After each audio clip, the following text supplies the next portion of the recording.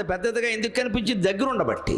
చిన్నదిగా ఎందుకు కనపడింది? దూరంగా ఉండబట్టి. దేవుడైనా అంతే, దూరంగా నువ్వు ఆలోచించి ఎప్పుడో ఏడాదికి ఒకసారి వినాయక నవరాత్రులు చేసేస్తే ఈ తర్వాత ఏదో మనకు అది సంప్రదాయం ఆనవాయితీ అమ్మ మానకూడదు అంటే మానకూడదు కాబట్టి చేస్తున్నామమ్మా, నీకు భక్తి లేదు.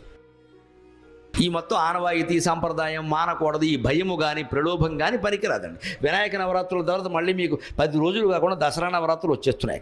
ఇక్కడ 9 రోజులు చేశాం వినాయకుడికి, తర్వాత వాళ్ళ అమ్మగారు వస్తుంది, మా అబ్బాయికి 9 రోజులు చేశారు, నా సంగతి ఏమిటి ఉంటుంది, నీకు 10 రోజులు చేస్తామమ్మా, రోజు ఎక్కువ అంట.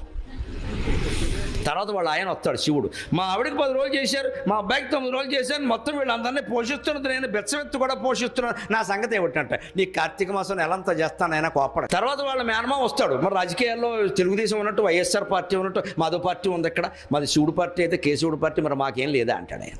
అప్పుడు మార్గశిర మాసం అంతా నెలంతా ధనుర్మాసం ఆయనకే చేస్తాము మనం.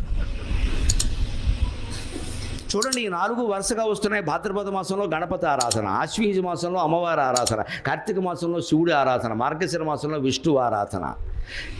మొత్తం 4 నెలలు ఆరాధన మయం చేస్తున్నామండి. హిందూ ధర్మంలో ఈ 4 చాలా విశిష్టమైన మాసం. ఈ వైవిధ్యం ఎందుకు అంటే ఈ నవరాత్రులు కాగానే ఏదో నిమజ్జనం ఏదో అయిపోగానే ఇక మళ్ళీ ఏడాది వరకు ఏం పండగ లేదనుకోండి, ఇతర మతాల వాళ్ళకంటే మనం అదృష్టవంతులం. వాళ్ళకి ఎంత గొప్ప చెప్పుకున్నా 2 3 ఉంటాయి, ఎంత పెద్ద లేవు. మనకు అలా కాదు, నెలకో 2 పండుగలు ఉంటాయి, పైగా సెలవులు కూడా ఎక్కువ మిగిలి వదిలేండి. మనకి సెలవులు ఎక్కువ, బడికైనా సెలవు ఇస్తారు.